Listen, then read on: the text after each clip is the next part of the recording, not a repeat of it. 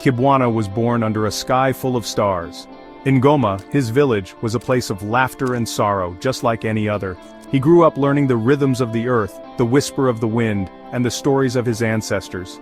Life was simple, yet challenging. The village of Ngoma was part of Haki, ruled by Chief Mtemi.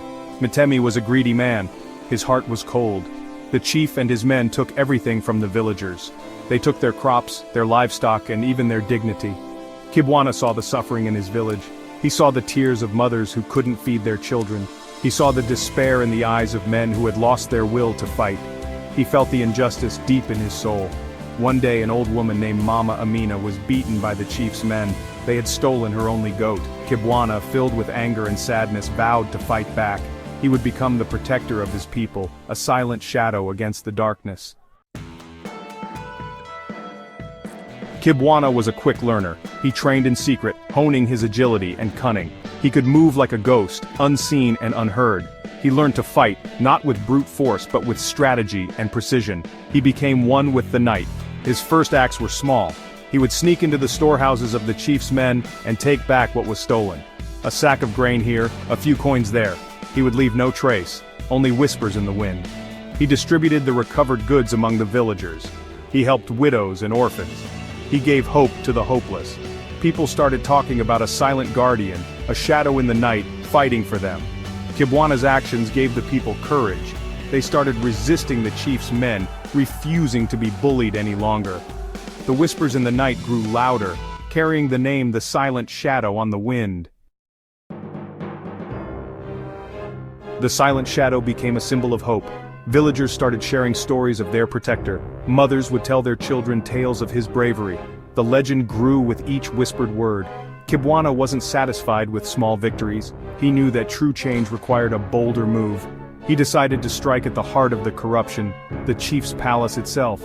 He had heard rumors of a hidden vault in the palace where the chief kept all the stolen riches. Kibbwana saw an opportunity. He would take back everything and return it to the people.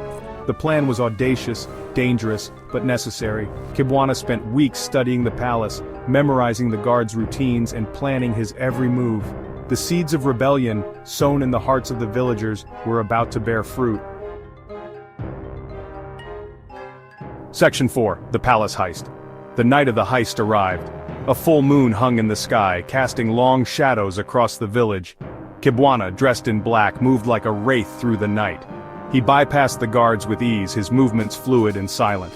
He navigated the palace corridors, following his carefully crafted plan. Finally, he reached the vault, a heavy iron door barring his way. Using his skills, Kibbwana picked the lock, the metallic clicks echoing in the silence. He entered the vault, his eyes widening at the sight of gold, jewels, and precious artifacts, all stolen from the people. He began filling sacks with the loot, his heart pounding with each stolen treasure. He would return everything. He would see justice served. Section 5. The Night of the Hunt. Unbeknownst to Kibbwana, one of the guards had noticed the flickering shadow near the vault. He raised the alarm, and the palace erupted in chaos. Kibbwana's escape was no longer silent. He dashed through the corridors, the shouts of guards echoing behind him.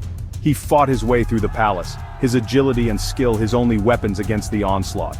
He reached the palace walls, the ground a dizzying drop below. He had no choice.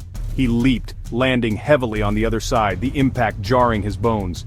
He ran into the night, the sounds of pursuit fading behind him. Kibbwana had escaped, but not unscathed. He had been wounded, and the chief's men were now hunting him. The night of the heist had become the night of the hunt.